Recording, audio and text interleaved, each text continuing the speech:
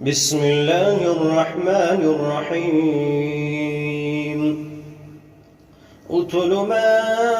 أوحي إليك من الكتاب وأقم الصلاة إن الصلاة تنهى عن الفحشاء والمنكر ولذكر الله أكبر والله يعلم ما تصنعون ولا تجادلوا أهل الكتاب إلا بالتي هي أحسن إلا الذين ظلموا منهم وقولوا آمنا بالذي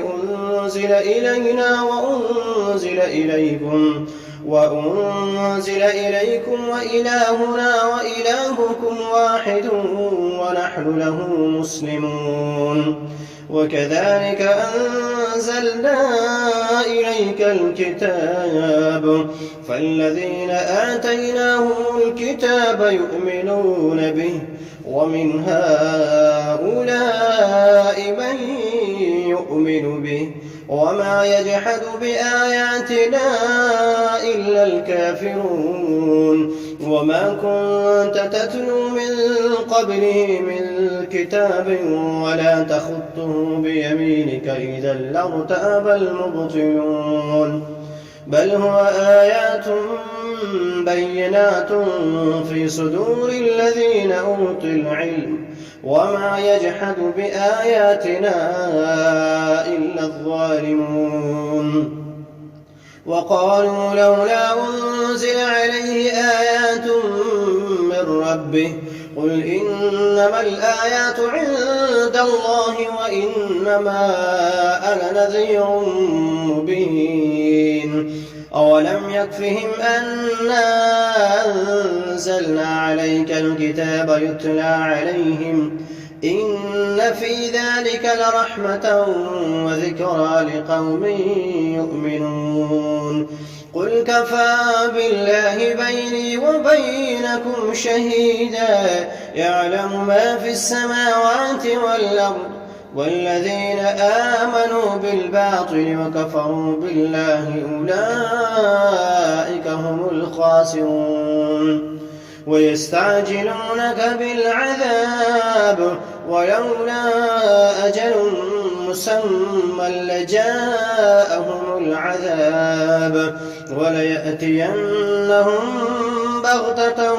وهم لا يشعرون يستعجلونك بالعذاب وإن جهنم لمحيطة بالكافرين يوم يغشاهم العذاب من فوقهم ومن تحت أرجلهم ويقولوا ذوقوا ما كنتم تعملون يا عبادي الذين آمنوا إن أرضي واسعة فإياي فاعبدون كل نفس ذائقة الموت ثم إلينا ترجعون والذين آمنوا وعملوا الصالحات لنبوئنهم من الجنة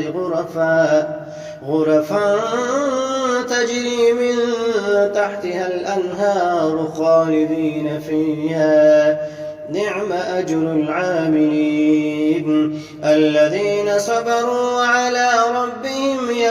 يتوكلون وكأي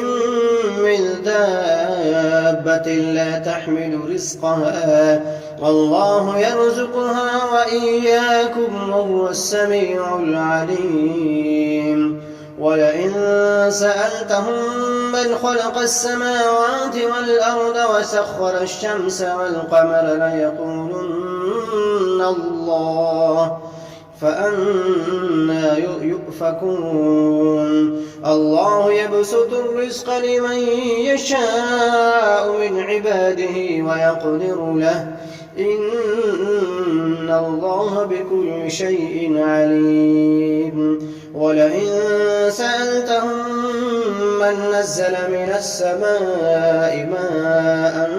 فأحيا به الأرض من بعد موتها ليقولن الله قل الحمد لله بل أكثرهم لا يعقلون